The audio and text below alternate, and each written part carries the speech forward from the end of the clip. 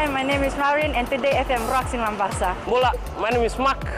I love listening to Today FM. Today FM rocks in Makassi. Hey, Bula from Rugby. I'm mentor. I love listening to Today FM because they're playing my hits. Today FM rocks. My name is Enrico. I love listening to Today FM. Today FM rocks in Suba. Hi, I'm Asrika and I'm from Lotoka and I love Today FM. Today FM rocks. Bula, I'm Siva. I'm from Bat.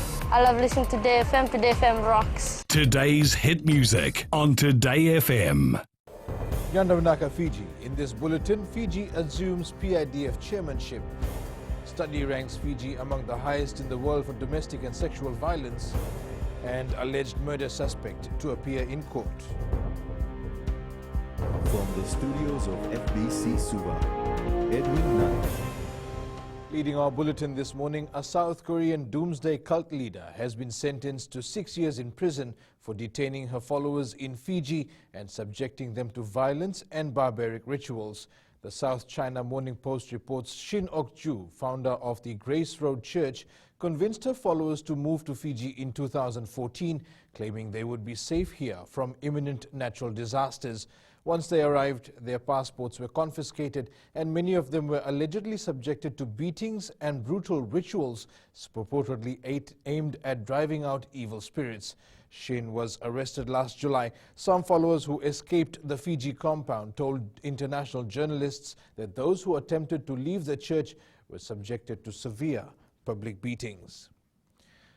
A 27-year-old man has been charged in relation to the alleged murder of a 33-year-old taxi driver. The man has been charged with 1 count of murder, 1 count of theft of motor vehicle and 1 count of theft in relation to the incident. He will be produced at the Labasa Magistrates Court today. The taxi driver's death was classified murder following a post-mortem examination. The victim's body was found at a farmhouse in Nakama outside of Labasa over the weekend. A new study has rated Fiji among the highest in the world when it comes to domestic and sexual violence cases. The study, conducted by the International Finance Corporation, says this is costing Fijian employers almost 10 days of work per employee each year. Lead author of the report, Shabnam Hamid, says the study identifies the impacts of domestic and sexual violence on Fijian employees and employers. The most common form of violence reported by both men and women participating in this survey was emotional abuse, harassment or intimidation by a family or household member, followed by physical violence. Studies such as this go a long way in giving a holistic perspective to the face of domestic and sexual violence in Fiji, from the predominantly victim-based focus and the impact on business and productivity. Fiji has accepted the chairmanship of the Pacific Island Development Forum following the conclusion of the Leaders Summit at the Pullman Resort in Nadi yesterday. Prime Minister Vorengyam Bainimarama has assured the leaders that Fiji will continue to build a legacy for the PIDF that is worthy of its founding ambitions. While acknowledging the PIDF's outgoing chair and his Solomon Islands counterpart, Bainimarama told members that Fiji will build on the progress that's been made within the organization. We will continue to carry Pacific interests and perspectives of the highest regional and international stages. And we will place a renewed focus on making this organization a relevant force in the lives of every citizen it is intended to represent.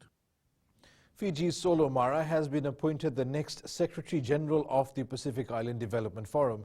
Mara takes over from Canadian Francois Martel, whose 4-year term ends this year.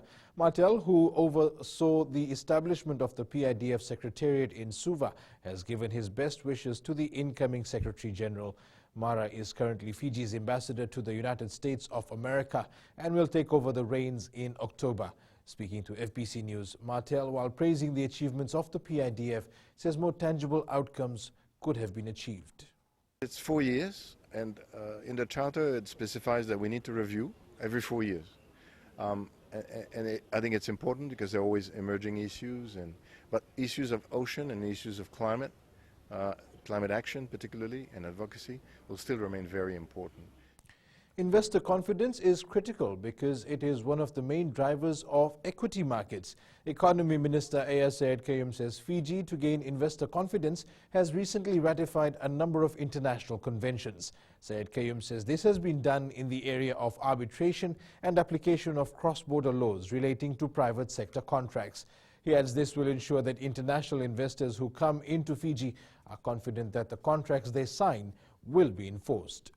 So, for example, the Ancestral Convention we have ratified through the UN, which also should give you a particular level of comfort in respect of trade across borders.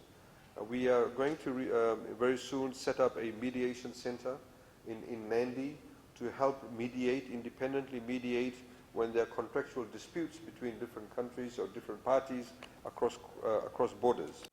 There have been no traditional disputes over the vacant chiefly titles within the Lomaiviti province. This was confirmed to the Native Lands Commission by the chiefs of the province.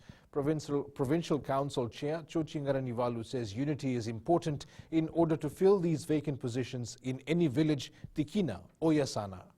The chiefs have been briefed by the Luluni Veterangonwa that he is glad to say with authority that there have been no disputes. Getting the relevant support needed for farming is what made Chochi Ramasima the best farmer of the year. Ramasima was among the 24 people who received the Reserve Bank's National Microfinance Awards. He is a registered dairy farmer who supplies 110 litres of milk daily to the Fiji Cooperative Dairy Limited and exports 8 tons of ginger twice a year. We are one of the farmers who were affected by TB outbreak in Fiji. We are still not free yet. So far we have lost 32 cattle from our farm, but we are still moving ahead and there is no turning back. I always believe that if you are faithful in the farm, if you love what you do, be patient. There is always light at the end of the tunnel. Lakoyani Vo Cooperative was announced the overall winner of the 2018 Microfinance Awards. Fiji is on track to planting 4 million trees in 4 years.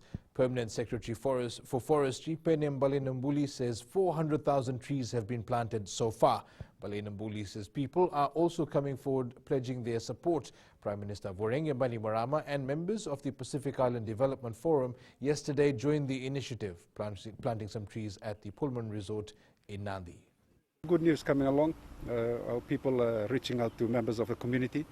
And as we speak, we are receiving pledges and commitment for landowners to give their land for us to plant some as high as 900 hectares of land. Coming up, Flying Fijians ready for Canada. And Labasa out to end BOG drought. Stay with us.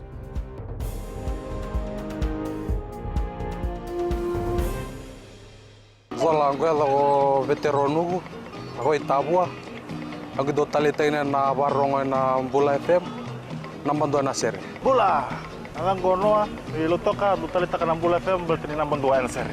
Ni Bula binaka, nanreking go sa Bula FM nga, na kasi. Nalang go sa mundo active na Bula FM nambando na seri nusuri. Ni Bula binaka, nalang go Jerry, yang melambasa, do barong na Bula FM, nambando. Bula FM, nambando na seri.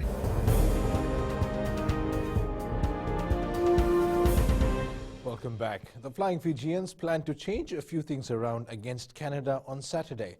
Fiji will play 2 consecutive Pacific Nations Cup matches at home after losing to Japan in their first game. Coach John McKee admits they made a few mistakes against Japan that could have easily been avoided. However, he'd rather fix those errors now, prior to the World Cup. Areas of our game we need to improve on. It's very beneficial to us now rather than finding out during Rugby World Cup. But also, the Japanese team did put us under pressure, but also we made a lot of mistakes of our own. I thought that I would call them unforced errors. They're forced because we're under some pressure from the defence. But to be more patient with the ball, to not force the pass, those type of things. Canada is looking forward to its second Pacific Nations Cup clash, taking on the Flying Fijians this Saturday. The Canadians, who suffered a heavy 1947 loss to the United States, arrived in Fiji yesterday. Aquila Dama reports. Canada coach Kingsley Jones says playing Fiji on Saturday is a blessing in disguise. We know what, there's no getting away from it. You've got some fantastic rugby players, great athletes, big, strong and fast. And the progression they've made, under the current coaches is fantastic. We're really well coached. So it's a huge challenge for us, but it's one that we prefer. We'd rather be playing against the better teams than the lesser teams, if you like. We want to measure ourselves against those guys, and I think it's great preparation for us towards Rugby World Cup. The team arriving with high hopes of getting some positive results out of the clash against the Flying Fijians. Captain Tyler Dron believes they have to restrict the Fijians' offloading game. Yeah, definitely going to be a physical encounter. It's going to be exciting. We know they offload a lot. Obviously, I play under two of their coaches every week at the Chiefs, so I'm pretty used to the style of rugby that they're going to be bringing, and it's going to be exciting to get stuck into it. Canada will play Fiji at the ANZ Stadium in Suva on Saturday at 5:15 p.m. Aquila Dama, FBC Sports. Labasa may be training in Suva for the Inc. Mobile Battle of the Giants tournament without their coach, but that hasn't affected preparations. The Northerners need a win or a draw against Tavua on Friday to qualify for the semi-final, and they're taking all the necessary precautions ahead of that match. Aquila Dama reports.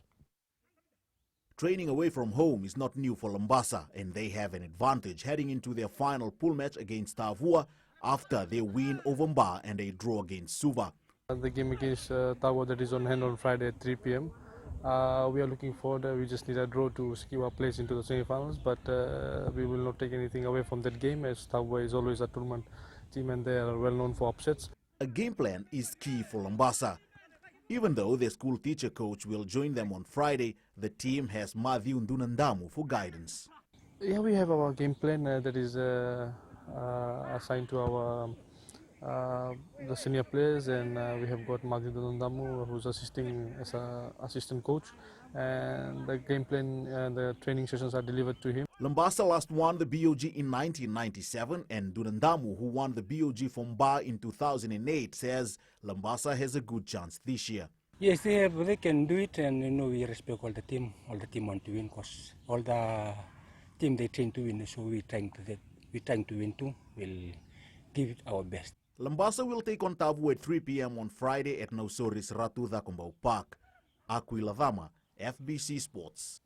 Police investigating rape allegations against Brazilian football player Neymar say they have closed the case. The Sao Paulo Attorney General's office said the case was suspended due to a lack of evidence, but will be sent to prosecutors for a final decision. The investigation was opened after Brazilian model Nachila Trinidade alleged the footballer attacked her in a hotel in Paris in France last May. Neymar has denied the accusations, saying he is being extorted.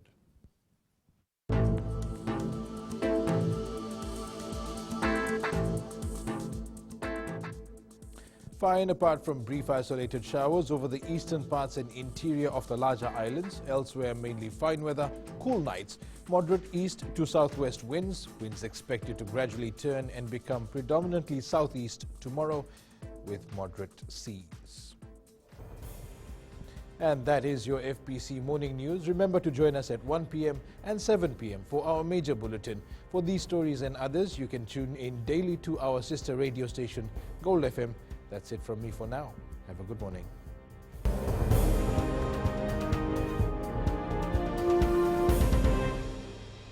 मैं तो दिल्ली में रहता हूँ और radio Fiji रोज सुनता हूँ। मेरा नाम सुखराम है, मैं नंदूरू नौसोरी में रहता हूँ। हमेशा मैं रेडियो फीजी 2 सुनता हूँ। रेकी ओने नाबू, हमारा नाम है विनोद लाल फेंटम। रेडियो फीजी 2 हम लोग बहुत लाइक करता हुआ ये सुनता हूँ। हम विनोद प्रकाश है, गोल्टन तामुआ में रहता है और सबको रेडियो फीजी 2 सुने, सबको लाइक करे। हम एक कलाकार है, लोकगीत कमलावती नारायण भट्टी सिंह टोका के, और रेडियो फीजी 2 हमें बहुत पसंद है। रेडियो फीजी 2 देश की धड़कन।